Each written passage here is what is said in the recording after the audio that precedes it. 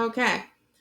So for this one, we're going to talk about mostly about genetic diseases, and unfortunately, you do need to know these for your final, because of the fact that that's pretty much how we are looking at disorders and how we kind of tell whether or not how genetics works. Like that's really the major application of genetics.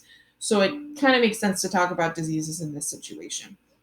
Okay, so first thing we're going to talk about is genetic mutations, and we did talk about this a little bit in microbiology if you had that class, so this might be a little bit of a review for you, but it has a little bit more based towards bacteria. So this is how we mutate. So the first thing that can happen is we can have a deletion, and this is the same no matter what. This can happen no matter what type of code we're looking at. For any type of nucleotide or DNA code, this could be for bacteria, plants, anything. And essentially what happens is that a nucleotide base is essentially deleted or missed by the DNA polymerase when it is replicated. And so therefore you now have a different nucleotide combination which encodes for something different. That can mean you can either get like a junk DNA portion or you can actually get a whole new trait. Depending on how that works, depending on where the deletion is and where exactly and what it codes for.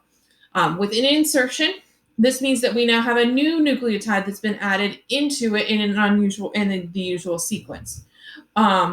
So usually these result in the inability to correctly make encoded proteins. Usually that can change to either you can completely not make proteins at all, or you're making a new protein. Sometimes if you have essentially like a silent mutation, though, that may not be a problem because remember, we kind of talked about this a little bit in microbiology, but if this insertion or deletion codes for the same exact sequence, or there's not really a whole lot of change within the amino acid code sequence, then you're okay. But for the most part, they do make different proteins at least. So mutagens, these are the ones that can actually cause the changes. A lot of times if you're exposed to like radiation, that would be an example of a mutagen. If you're exposed to some type of pollution, those a lot of times can do it by damaging the genetic code of the DNA molecules. So sometimes we have, basically there's a couple different ways that we look at how we are able to encode for diseases. So the first one is going to be single gene diseases. And these are caused by a single individual mutant gene in nuclear DNA that's passed from one generation to the next. So if you have this gene, it means you've got this genetic disease. Okay? So this is, a lot of times whenever we talk about this, will be like cystic fibrosis. Those ones that are just specifically found on one chromosome. There's a little gene that encodes for that specific disease. There's also the situation of genetic predisposition, which means that you essentially are going to be able to get the disease as a result of either environmental factors or inheritance. So an example of that would be the breast cancer 1 genes, breast cancer genes that are located. Doesn't mean that you actually, if you have those genes, that you would get that disease. It just means that you're more likely to get it. That's really the idea of it. So, if you have those specific genes, then you're more likely to get breast cancer. Doesn't mean that you actually have it. And then there's also the chromosomal genetic diseases. So this is where you have like the trisomy one. So trisomy 21, which is going to be what codes for Down syndrome. These are actually going to be the worst types of diseases because usually if you have an additional chromosome or you're lacking a chromosome, they're going to produce pretty bad abnormalities because that means that you have either too much DNA or not enough DNA, and you don't want that. So this is an example of non-disjunction here. So what happens here, and this is how we essentially get trisomy and monosomy. What happens here is that during the first part or the second part of meiosis, at some point, the 2 chromosomes they kind of stick together, as best as I can state this. And instead of producing, each egg with 1 chromosome in there, one egg has 2 and the other egg has none. And so therefore, one of the offspring will be a trisomy and one of the offspring will only have the encoded from the father. So that's how non-disjunction occurs. And that is how you get the trisomies and then the monosomies. Okay? So in addition, you also will have some type of mitochondrial inheritance. So this mitochondrial DNA is going to be from its own DNA molecule. Typically, this is actually this occurs through the mother, because the ovum is the one that usually is the one that brings all of the different types of everything that's in the cell to the party. The sperm doesn't actually contribute mitochondria during fertilization. So any mitochondrial DNA is going to be linked through from baby to mother. And that's a lot of times how they'll use these to determine, it's a lot easier to determine mitochondrial DNA because genetic linkage through mitochondrial DNA, because the mitochondria have fewer DNA molecules than your entire genetic code, okay, that you could get through your DNA. Okay, so a lot of times here, this is an example of what the mitochondrial DNA can possibly code for. They can encode for Alzheimer's disease. They can encode for, lactic acidosis. You can also get some stroke-like episodes. You can get some inherited deafness, those types of things. These are all can be things that epilepsy. These are things that can be linked to mitochondrial DNA. Okay, so some big diseases that result from genetic issues. First one is cystic fibrosis. And essentially what happens is that you have 2 pairs of recessive genes on chromosome 7, okay? So essentially what that means is that instead of being able to, when you're looking at your exocrine cells within your, within your kidneys, essentially what happens is that the chlorine ion transport across the cell membranes, this allows for a thick mucus to be secreted, and you almost get like concentrated sweat. And this leads to issues with the respiratory and gastrointestinal tract, and it can eventually will lead to death. Usually treatment occurs here as just drugs and other therapy, but it's a disease that you're going to have for your entire life. Okay? So here, this is going to be a result of 2 recessive genes. This is phenylketonuria, okay? And this means that you have phenylalanine hydroxylase. So basically, phenylalanine cannot be converted into tyrosine, and thus it accumulates. And this essentially basically destroys brain tissue. So essentially, what you're going to have to do here is you're going to have a lower diet in phenylalanine or phenylalanine. So that's just going to be, you have to make sure that you know what, basically ingest foods that are lower in that. So adjusted diet, but it's usually not something that's going to kill you unless you eat a lot of that food. And that's just not being aware of the situation. Okay, so the Tay-Sachs disease or TSD. So this is going to be a failure to make an essential lipid processing enzyme. So this essentially, the idea here, it's a recessive condition as well. This can cause what they call severe retardation, which is just severe mental disorders and death by years of age 4. So this can be, if you carry 1, helpful against tuberculosis, but having 2 is not good. And so this can cause death by the age of 4. And therefore, there's no specific therapy that's available. Essentially, if you are given this diagnosis, the child will pass away before if they reach the age of 4. Okay. These last 2 here.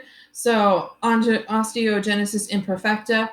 This is going to be a dominant genetic disorder that's going to result in imperfect bone formation. So therefore, they don't have normal collagen. Your bones are a little bit more brittle. Essentially, this just means that you have to take medication that's going to affect that. But at the end of the day, it's just going to be, they're going to become a little bit more milder after puberty because you have symptoms will usually disappear at that point because you have the ability to produce more of the essentially the calcium and stuff that you need at that point. Okay, and then neurofibromatosis. So this is going to result from spontaneous mutations of DNA. And essentially it's just going to be benign tumors that surround the nerve fibers. So it's not something that's going to really, It's not going to be a huge issue for you. These are just more troublesome diseases that you could possibly get. And this is an example of the osteogenesis imperfecta. Essentially, they have shorter like legs and shorter arms until they get older. Okay. So epigenic conditions.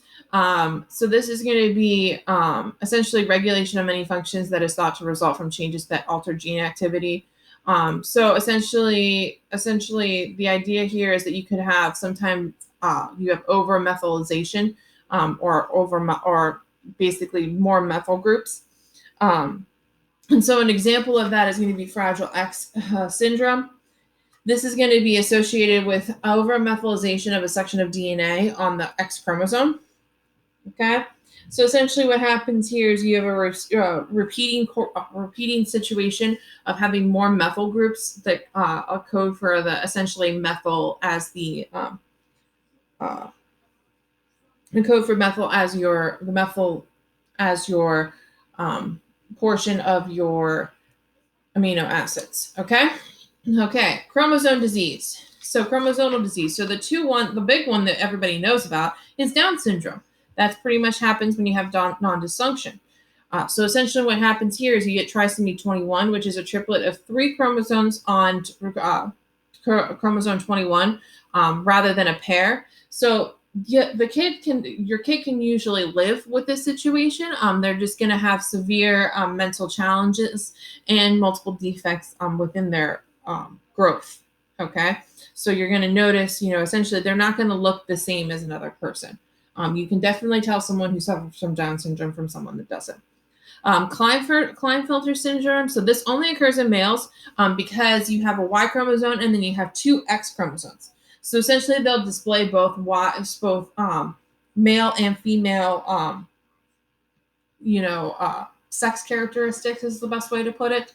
And that's why you get kind of like a little bit of a lower intelligence that comes along with that. Okay, so Down syndrome, and then there's the Klinefelter syndrome.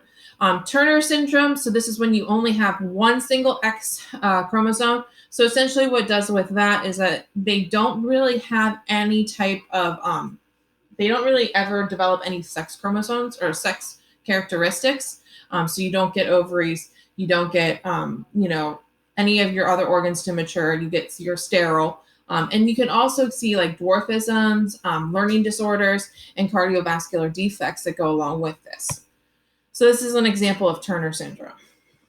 Okay. So when we talk about cancer, so essentially what happens here is that there's some genes have been thought to cause some forms of cancer, or at least give you the predisposition to have cancer.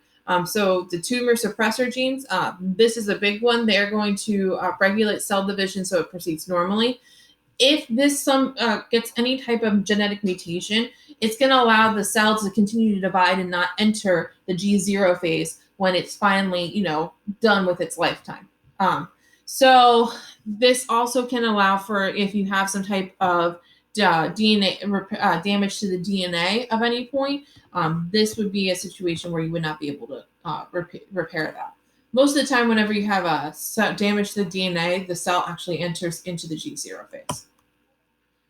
Okay, so when we're looking at how we are going to take care of genetic diseases, the first thing you're always going to do is you're always going to go through genetic counseling. So this is going to be something that you go through where you talk about what is your likelihood of passing along these genetic traits that encode for genetic diseases. Usually what happens with that is you're going to get a full pedigree. Okay, so a pedigree goes over the relationship between disease over several generations. Okay, and this helpful determining what your genotype might be, so whether you can be able to determine what the phenotype of your offspring might be, whether or not they'll have the disease or not.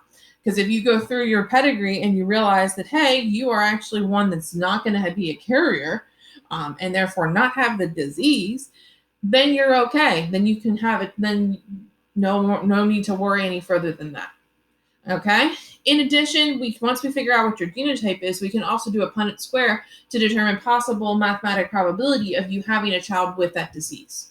The Punnett squares you can check on page 1142 for. of your textbook. But essentially what they are is they're taking the father's genotype and the mother's genotype and essentially crossing them to determine exactly what the percentage is of seeing a specific type of phenotype would occur. Okay. And then the karyotype, so that's the order, or essentially what it is that it's the arrangement of photographs of a chromosome from a single cell. Okay.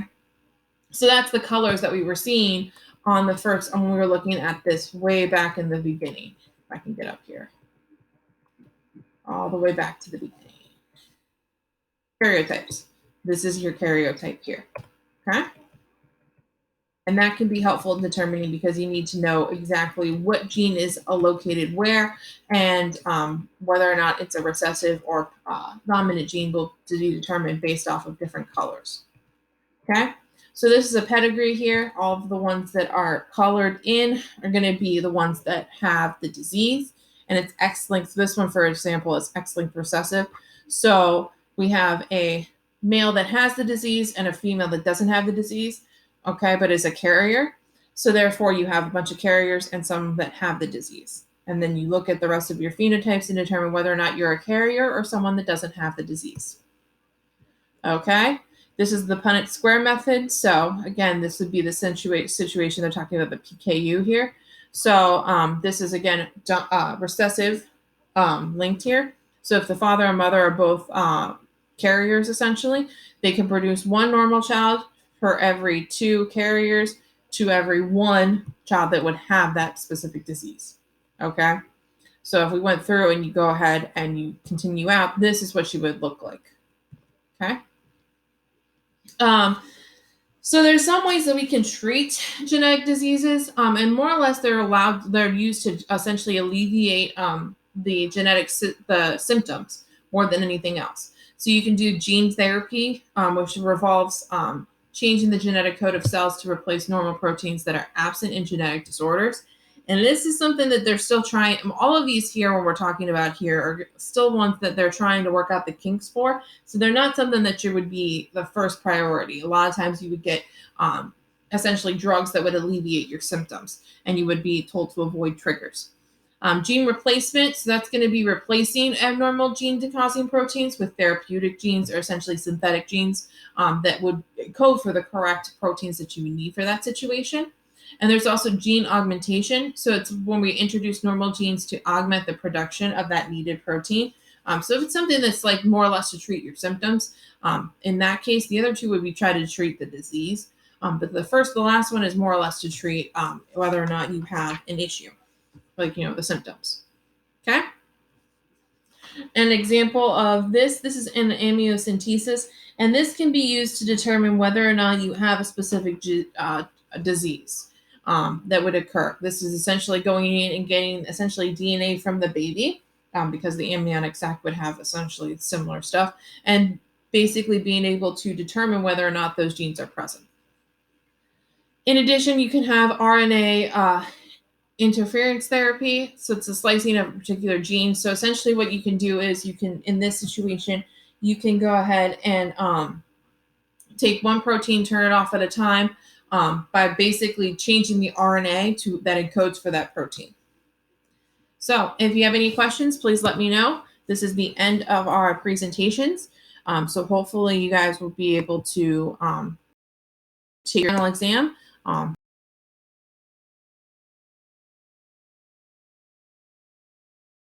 But